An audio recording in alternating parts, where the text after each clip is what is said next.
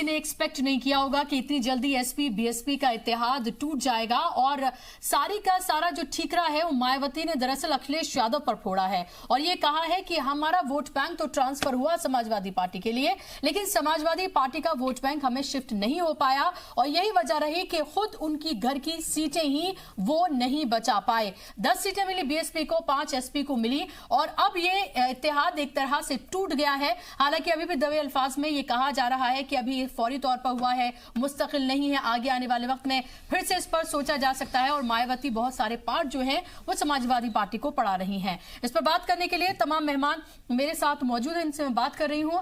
धर्मवीर जी बताइए कि क्या सारी गलती सिर्फ और सिर्फ अखिलेश यादव की है? क्योंकि हमने ये देखा कि जब ये इत्तेहाद बना लगातार सबसे आगे जो रहे, झुककर थोड़ा जो रहे वो अखिलेश यादव रहे। हमेशा उन्होंने मायावती को आगे रखा, पहले उन्हें बोलने का मौका दिया, हमेशा उन्हें ज्यादा तरजीह दी, ज्यादा इज्जत दी, ये सब ने देखा। और अब जबकि एक तरह से जिम्मेदारी आप लोगों को दोनों को लेनी चाहिए थी, दोनों को जिम्मेदारी बांटनी चाहिए थी, दोनों को ये कहना चाहिए था कि भाई ये जो हुआ है वो हम दोनों की गलती है, लेकिन सारा का सारा ठीकरा आपने अखिलेश पर ही फोड़ दिया।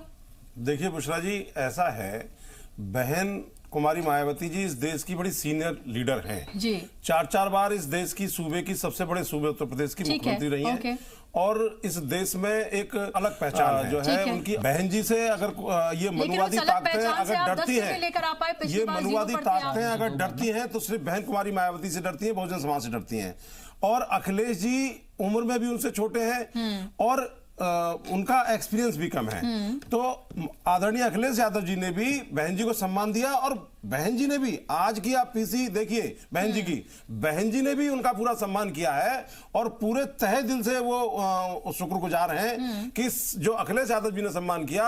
लेकिन जब हम किसी एक मिशन और मूवमेंट में जुड़ते हैं तो वहां के रिजल्ट अगर अपेक्षित सही नहीं आते हैं। लेकिन धर्मवीर जी, ये बात भी तो सच है कि आपका वोट बैंक भी तो समाजवादी पार्टी को पूरा नहीं गया है। क्या आप ये कह रहे हैं कि आपके साथ जो पार्टियां थी, जाटव थे और जितने भी दलित और आपके साथ मौजूद थे, आपको लगता है कि सारा का सारा वोट जो है आप ट्रांसफर करने में कामयाब रहे हैं? ऐसा तो नहीं है। तो फिर एक तरफा बात करने का क्या मतलब है? जी, ये जग जाहिर है, आज का नहीं, आप पिछले कई इलेक्शन देख लीजिए, बहुजन समाज पार्टी का एक एक वोटर बहन कुमारी मायावती जी के इशारे पर काम करता है। अगर आपकी बात में सच मान लूं तो 2014 में आपकी 0 सीट मैं आपको बता दूं, हमारा वोट परसेंट 2014 में भी कम नहीं हुआ था, वोट परसेंट हमको लगातार उतना ही मिला, लेकिन हम सीट निकालने में कामयाब नहीं हुए। और इस 19 के चुनाव में बुशरा जी मैं आपको बता दूं कि बहुजन समाज के लोगों ने इन मनुवादियों के किले को चटका दिया, तोड़ नहीं पाए हैं। लेकिन ये लास्ट इलेक्शन नहीं है, ये लास्ट इलेक्शन नहीं है 2019 का,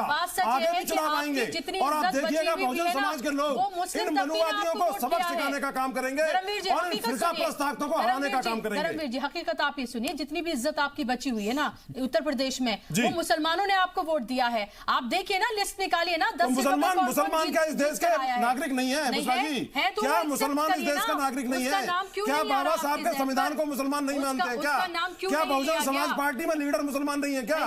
अगर उन्होंने ताकतों को हराने के लिए हमारे साथ वो आए हैं तो क्या बुरी बात है? लोकतंत्र में उनको जो है, बात गलत तो सही की नहीं, मेरी बात आप सुनिए। जब पिछली बार मायावती ने ये कहा था कि मुझे मुसलमानों का वोट नहीं मिला, तो इस बार ये क्यों नहीं कहा कि मुझे मुसलमानों का वोट मिला है, इस गठबंधन को मुसलमानों ने वोट किया, तभी 10 से 15 सीटें तभी आपकी आ पाई हैं। दूसरा जी देखिए, जब पार्टी चुनाव के बाद में हर पार्टी अपनी समीक्षा करती है, बहन जी ने अगर समीक्षा की पिछले चुनाव की तो जो तथ्य सामने आए वो रखे और जो इस चुनाव की समीक्षा की जो इसमें सत्यता थी वो तथ्य सामने रखे।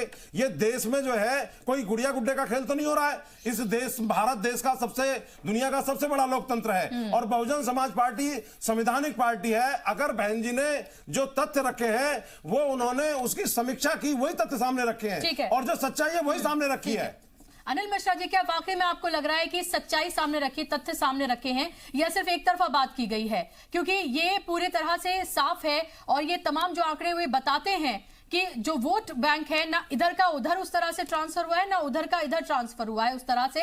और आप अगर देखें तो ज्यादातर सीटें आप ये देखें कि मुस्लिम तबका जो है जहां उसकी अच्छी पकड़ थी वही सीटें जो है ज्यादा निकाली जा सकी हैं। सहारनपुर जैसी सीट निकाली गई है जहां जिसकी उम्मीद कम थी। देखिए बुशरा जी, अगर सच बोला जाए ईमानदारी से तो बहन जी मायावती जी सच्चाई से आंख मूंद रही हैं। जो उनको साफ साफ दिख रहा है लेकिन आंख बंद करके उसको देख नहीं रहे। मैं 2 मिनट में चीजें क्लियर कर देता हूं जिस पर हम लोग बहस कर रहे हैं। देखिए जो 2019 का चुनाव हुआ है ये बाकी चुनाव से बहुत अलग था। वो अलग का कारण क्या था? जो मायावती, मुलायम सिंह, लालू यादव, इस पर डिस्कशन हो रहा है। अगर आप थोड़ा पीछे जाके देखें तो भारतीय राजनीति की जो दशा और दिशा का परिदृश्य बदला था वो 89 के बाद बदला था। 89 का एक मंडल आंदोलन ने पूरे भारत को कई वर्गों में विभाजित किया था और 91 में जब कमंडल आया था तो उसने और उसमें तोड़ किया था। और वो राजनीति की जो एक परंपरा पड़ी जातिवादी, धर्मवादी, वो लगातार अभी तक चलती चली आ रही थी। 2014 में काफी हद तक टूट गई थी मोदी के या भाजपा के एक वादों पर या एक उम्मीद दिखी थी। लेकिन 2014 से 2019 में अगर आपको याद हो 3-4 महीने पहले मैंने आप ही के चैनल बोला था, फिर वो सारे चैनलों में बड़ा फेमस हुआ था कि इन जातियों के बीच में एक नई जाति जो मोदी जी ने पैदा की थी, सरकार ने पैदा की थी, जिसको हमने नाम दिया था बेनिफिशियरी कास्ट। अगर याद हो हमने आपके चैनल बोला था ये वो बेनिफिशियरी कास्ट है जिसको ये सभी नेता नजरअंदाज करते आ रहे थे। इसकी कोई जाति नहीं है, बल्कि ध्यान दीजिए तो इसकी सबसे ज्यादा जाति इस बेनिफिशियरी कास्ट में मेंबर जो है सब ज्यादा SC ST BC और ये पिछड़े वर्ग के लोग हैं। कारण कि जो 30-35 साल से देखिए जब 89 में कमंडल आया, एक आंदोलन आया, तो जिसकी उपज है लालू, मुलायम, मायावती, ये सब देखे तो एक तरह से अस्तित्व में तभी आए थे। और इस वर्ग के लोगों ने इनको अपना नेता बनाया, अपना उम्मीद, अपना हित इनके पीछे समझा और इनके पीछे लग गए। 20-25-30 साल का मौका दिया। इस 30 साल में उनको ऐसा कुछ नहीं मिला जिससे वो संतुष्ट हो। 2014 में मोदी का आना, 2014 से 19 के बीच में जो उन्होंने एक बेनिफिशियरी कास्ट पैदा की, बहुत छोटा सा उदाहरण देता हूं। उन्होंने, मैं नहीं कहता कि सारे कष्ट दूर कर दिए, सारे दुख दूर कर दिए, लेकिन जिस घर में महिला को जो गैस के लिए कभी सोचती भी नहीं थी, जिसने सपने में अचानक अगर उसके घर में गैस पहुंच जाती है, जिस महिला की इज्जत बेइज्जत का कोई मतलब नहीं था, वहां इज्जत घर बनने लगते हैं। मैं नहीं कहता सब बन गए, लेकिन एक उम्मीद, 10 घर के बीच में अगर 4 भी बन गए तो 6 को उम्मीद दिख गई। और जो 30 साल में जो संतुष्टि नहीं मिली थी, अगर 5 साल में वो मिल रही है, आधी ही मिली, तो उसको अगली उम्मीद ज्यादा दिख रही है। तो वो जो कास्ट थी, नंबर 1 फैक्टर ये था। नंबर 2 फैक्टर था राष्ट्रवाद। जिस राष्ट्रवाद की परिकल्पना मोदी जी ने की, ऐसा नहीं कि राष्ट्रवाद हमारे यहां नहीं था, पहले भी था, लेकिन एग्रेसिव होकर जिस तरह मोदी जी ने या इस सरकार ने राष्ट्रवाद की परिकल्पना की, उसमें सबसे बड़ा फैक्टर अगर किया काम, तो अगर आप ध्यान दें तो 35 साल से कम उम्र के हमारे यहां 65% लोग हैं जो ये वोटर हैं। तो अगर 35 साल से कम के 65% लोग हैं और वो 89 और आज में अंतर समझिए, शिक्षा का स्तर बढ़ा है, ये जो युवा हैं इनकी सोच अब वो सोच नहीं है। ये राष्ट्र के बारे में सोचते हैं, ये समाज के बारे में सोचते हैं और इससे ज्यादा अपना हित देखते हैं। अगर उनको लगा कि यहां 5 साल में हमें 10% ही फायदा हुआ, तो अगला 5 साल जो 30 साल में उनको नहीं मिला था, तो अगला 5 साल इसीलिए पलटे हैं, अपनी जाति धर्म छोड़े हैं कि शायद हमें मिले। इस चीज को कोई नहीं समझ रहा है। अगर हम बीजेपी की बात करते हैं, जाहिर सी बात है कि आप ये कहेंगे कि हमने तो ऐसी उम्मीद लगाई थी, हम तो ये बार बार कह रहे थे कि ये गठबंधन पहले राहुल और अखिलेश का जब हुआ था तब भी इस तरह की बातें कही गई थी और अब फिर से।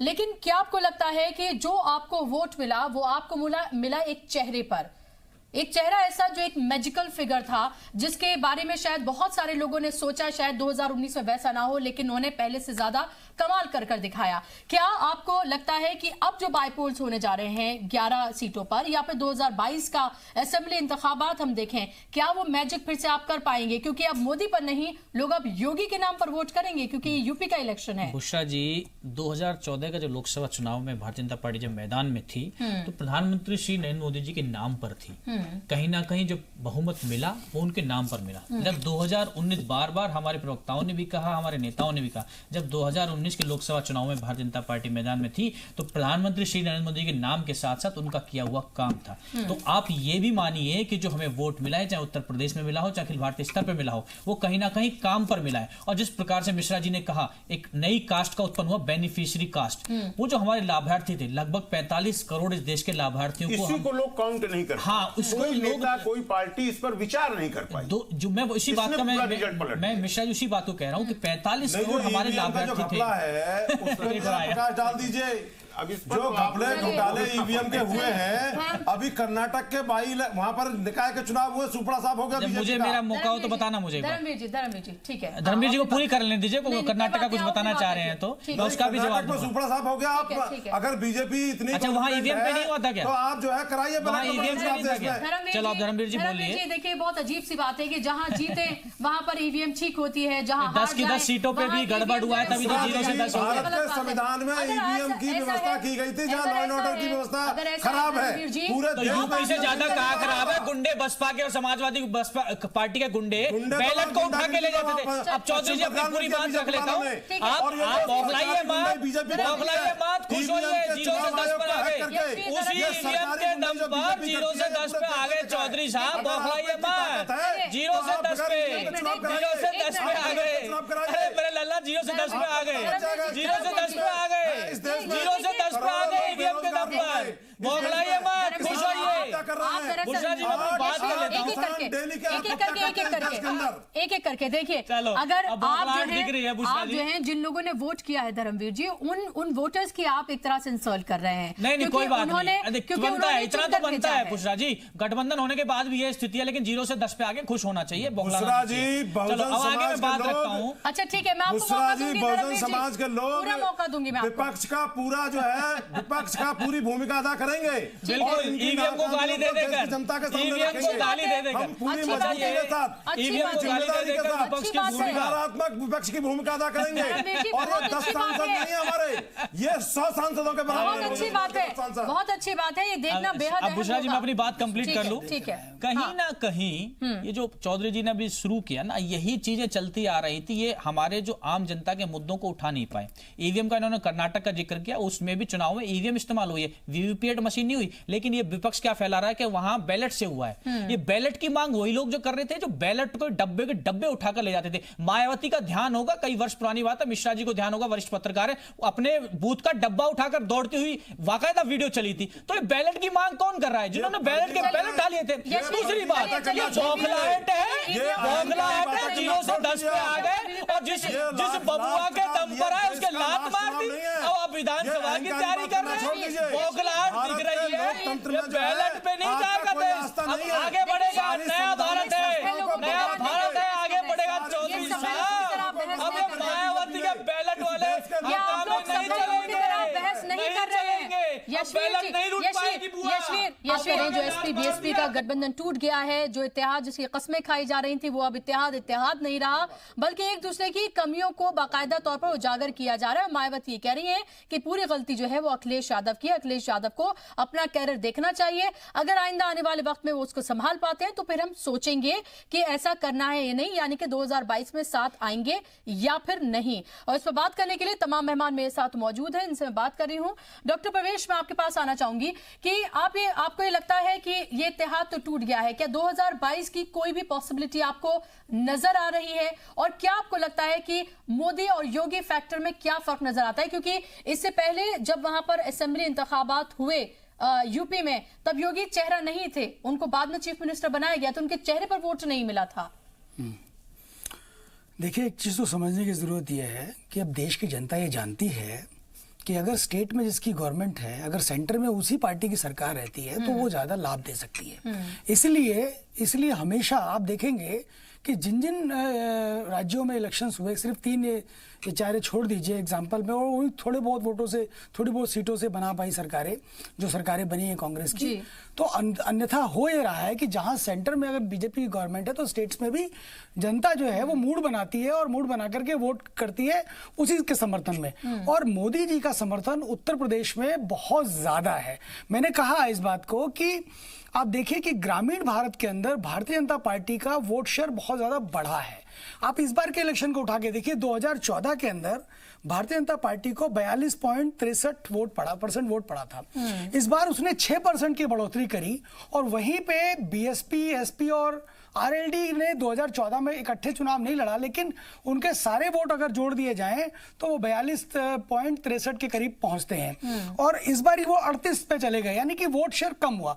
और ये जो पार्टियां थी ये हमेशा शहरों के अलावा गांवों में जो है वो ज्यादा अपना बेस उनका मजबूत था। तो मोदी ने वो गांवों को शिफ्ट करा है बीजेपी की तरफ में, और मुझे लगता है कि जो 11 सीटों पे उपचुनाव में इलेक्शन में हो रहा है, और इसमें योगी का मैजिक तो चलेगा ही चलेगा, लेकिन वो चलेगा तो मोदी के नाम पे चलेगा, क्योंकि एक मजबूत सरकार बनने के लिए जो उत्तर प्रदेश की आवाम है वो मोदी के समर्थन में और योगी को वोट डालेगी, ऐसा प्रतीत होता है। जी धर्मवीर जी, आपको लग रहा है कि अब इत्तेहाद टूटने से आपके लिए बेहतर है, क्योंकि आपको लग रहा है कि अब अपने दम पर आप इलेक्शन लड़ पाएंगे और जो आपका कैडर है वो आपके साथ जुड़ा रहेगा, उसे किसी तरह का कोई कंफ्यूजन नहीं होगा, या फिर बदलाव उस बात का लिया जा रहा है कि आपने तो 3 सीटें समाजवादी पार्टी को जिताई, लेकिन राज्यसभा में जब आपके एक सीट फंसी हुई थी और जब वहां पर वोट करना था तो वहां पर वो बैकआउट कर गए थे और आपको सपोर्ट किया था राज्यसभा में, या उसका बदला है ये? देखिए बुशरा जी, ऐसा है, बदला कोई किसी का नहीं है। बहन जी ने बिल्कुल क्लियर और स्पष्ट कहा है कि भाई ये जो एक्सपेरिमेंट किया था ये हमको वोट ट्रांसफर नहीं हुआ समाजवादी पार्टी का। और चूंकि बहुजन समाज पार्टी की जो विचारधारा है, मैं पहले भी कह चुका हूं, हमारी सत्ता की लड़ाई तो है, लेकिन सत्ता के साथ साथ व्यवस्था परिवर्तन की लड़ाई है। बहुजन समाज पार्टी जीते जी बाबा साहब के सपनों को साकार करने के लिए हम इस व्यवस्था की लड़ाई लड़ते रहेंगे। 2000 साल पुरानी जो मनुवादी व्यवस्था है उससे लड़ाई हमारी जारी रहेगी। और ये बीजेपी के लोग, ये जो बीजेपी के लोग है ना, आप ये बताइए, बड़े-बड़े पाक बनाकर अपने जो बड़े-बड़े पाक, आप मुझे धर्मवीर जी ये बताइए, चलिए आप माना कि आप कास्ट की सियासत करते हैं, आप कहते हैं कि हम कोई कास्ट की सियासत नहीं करते। आप करते हैं ना, तो फिर वोट बैंक क्या होता है? नहीं करते। बहन कुमारी मायावती जी सर्व समाज की नेता है, फिर वोट बैंक क्या होता है? और जो है सर्व समाज के लिए काम करती हैं। बहुजन समाज जो है सर्व समाज से बनता है। मायावती सर्व समाज की नेता है जो कहती थी जाति धर्म की बात नहीं करते। और ना ही आपको ध्यान होगा बुशरा जी, जब 2007 में बहन कुमारी मायावती जी के नेतृत्व में उत्तर प्रदेश में स्पष्ट बहुमत की सरकार बनी थी, तो मीडिया ने नाम दिया था सोशल इंजीनियरिंग का। बहन जी ने जाति तोड़ो समाज जोड़ने का काम किया था। तिलक तराजू और तलवार इनके जूते मारो 4, ये बहन जी का नारा था समाज को एक लेने का। उसके बाद ब्राह्मणों और राजपूतों को साथ जोड़ने के लिए क्या कहा? ब्रह्मा विष्णु महेश, हाथी नहीं गणेश है, ब्रह्मा विष्णु महेश है, ये इनका समाज का नारा है। कमाल है। सभ्य तरीके से इनको याद दिला रहा था मैं, तिलक तराजू तलवार जूते मारो 4, ये समाजवाद का नारा है इनका। आप तो जीते हुए ना, थोड़ा सा जो इनको फिर भी एहसास नहीं है, हम जीतने के बाद भी हम नरम है, ये हारने के बाद भी चढ़ के बोल रहे हैं। जानकारी दे रहा हूँ, बस समाजवाद याद दिला रहा हूँ, समाजवाद को याद दिला रहा हूँ। हमारा कोई गठबंधन नहीं है उत्तर प्रदेश में, औंधा मारेंगे मायावती को भी और उसके बबुआ को भी, और साथ में पटेल को जो है आपने दुत्कार के निकाल दिया गठबंधन से। हनुमान बेनीवाल को आपने मंत्री बनाया गठबंधन का। ये अपने गठबंधन की चिंता करें। और जो नापा गठबंधन उन्होंने महबूबा मुफ्ती से किया था, वो बेमेल गठबंधन था, वो महामिलावटी और महागिरावटी लोगों का गठबंधन था। ये अपने गठबंधन की चिंता करें। इलेक्शन खत्म हो गया है, बहन कुमारी मायावती जी बिल्कुल 24 घंटे तैयार है। आप यशवीर जी, आप अपने काम पर लगे। आप ये देखें कि जो आपने जनता याद दिलाना हमारा काम है, जो जनता याद दिला रही है हम भी दिलाएंगे। ये नारे याद दिलाना जरूरी है। यशवीर जी, बुशरा जी, दलित समाज पर होने वाले अत्याचारों के लिए बहुजन समाज तैयार है इनका विरोध करने के लिए। और मैं इनसे पूछना चाहता हूँ, क्या इस देश में किसानों ने आत्महत्या करना बंद कर दिया? क्या इस देश में सेना में मारे जा रहे हैं बॉर्डर पे, वो हमारे जवान कब बंद होंगे? क्या ये बीजेपी के लोग बताएं कि ये राम मंदिर कब बनवाएंगे, धारा 370 कब बनवाएंगे?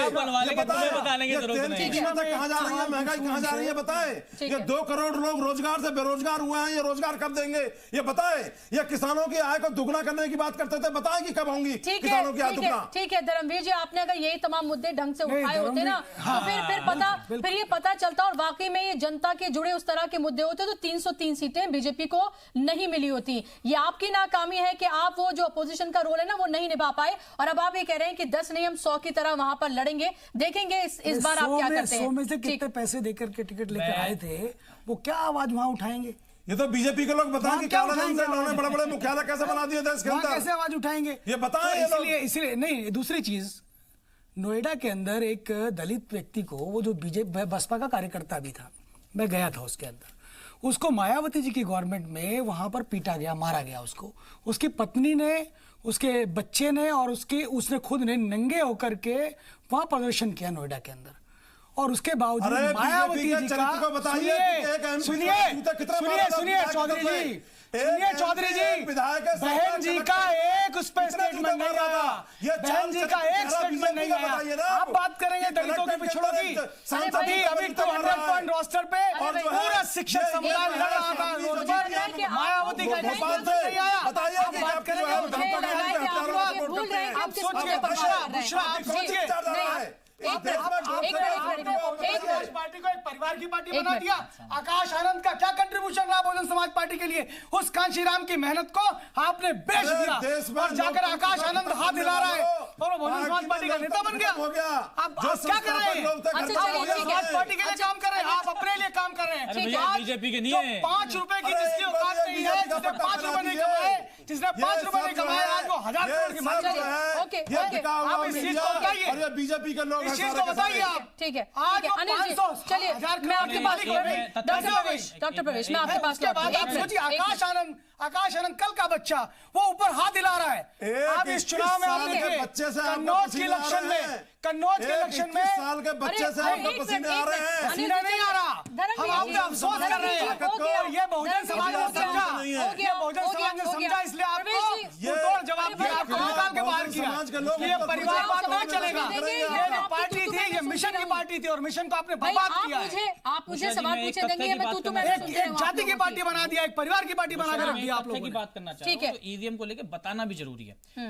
542 लोकसभा सीटों पर, इस 2019 की बात कर रहा हूं, में से 4125 विधानसभा सीटों पर 20,000 से अधिक वीवीपैट मशीन लगी, सुप्रीम कोर्ट के आदेश पे लगी और बाकायदा सबकी जो क्रॉस चेकिंग हुई, किसी में एक में भी एक क्वेरी नहीं आई। दूसरी बात, बार बार ना विपक्ष, मैं बात चौधरी जी की नहीं कर रहा, अन्य चैनलों पे भी बार बार विपक्ष ये बात उठाता है कि भाई कर्नाटक में ईवीएम से चुनाव नहीं हुआ, सुपड़ा साफ हुआ। पहली बात, वहां भी ईवीएम से चुनाव हुआ है, वीवीपैट का इस्तेमाल नहीं हुआ है, वो बात अलग है। और दूसरी बात, सुपड़ा साफ नहीं हुआ है, टोटल में से 509 कांग्रेस के गठबंधन को मिली है और 336 बीजेपी को मिली है। लेकिन कहीं ना कहीं आप इस बात को, पुरानी पत्रकार हैं, जहां लोकल बॉडी का चुनाव होता है, वो जो प्रदेश में जिसकी सरकार होती है उससे बड़ा इंप्रेस्ड होता है, तो कहीं ना कहीं उसका परिणाम है। ये गलत तथ्यों को देके चीजों को भटकाने से कोई फायदा नहीं, मूल मुद्दों पर जाना पड़ेगा। और चौधरी जी से भी निवेदन करेंगे, 11 विधानसभा चुनाव में चुनाव है, 11 विधानसभा चुनाव है, 50% तक चुनाव आयोग ने क्यों नहीं माना इसको? आप पढ़ के आया करो, सुप्रीम कोर्ट ने तो कहा है पहले बोर्ड की, कहां से आप तैयारी से बुलाया करो, तैयारी से बुलवाया करो, सुप्रीम कोर्ट के आदेश पे ये निर्वाचन आयोग के अशोक लवासा साहब का स्टेटमेंट पढ़ लीजिए। ठीक है, चलिए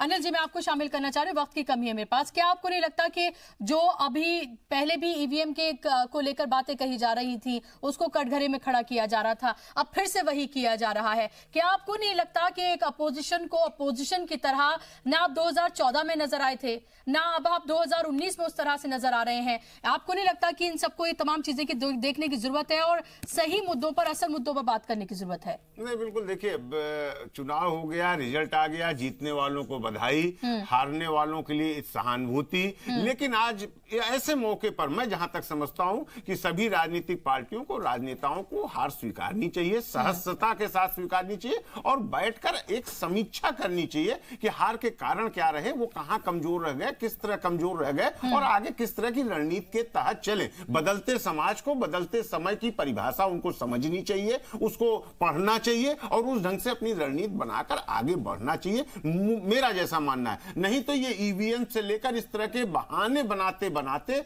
ये कहीं और गर्त में, गड्ढे में चले जाएंगे। शायद जनता को समझने में, बदलती हुई मानसिकता को समझने में इस तरह की पार्टियां, इस तरह के नेता गलती कर रहे हैं। इनको एक विकासात्मक एक सोच है और साथ में राष्ट्रवाद या जागृत समाज, मैं तो उस राष्ट्रवाद को जागृत समाज के साथ जोड़ूंगा कि उस चीज को कहीं न कहीं जोड़कर सभी विपक्षी पार्टियों को जो हारी हुई है एक आकलन करना चाहिए और फिर पूरे एक सकारात्मक विचारों से जोश के साथ आपको एक अपोजिशन का रोल अदा करना चाहिए, जो हेल्दी डेमोक्रेसी का एक हिस्सा है। बिल्कुल, बहुत बहुत शुक्रिया आप तमाम मेहमानों का इस बहस का हिस्सा बनने के लिए। इसी के साथ प्रोग्राम में बस इतना ही।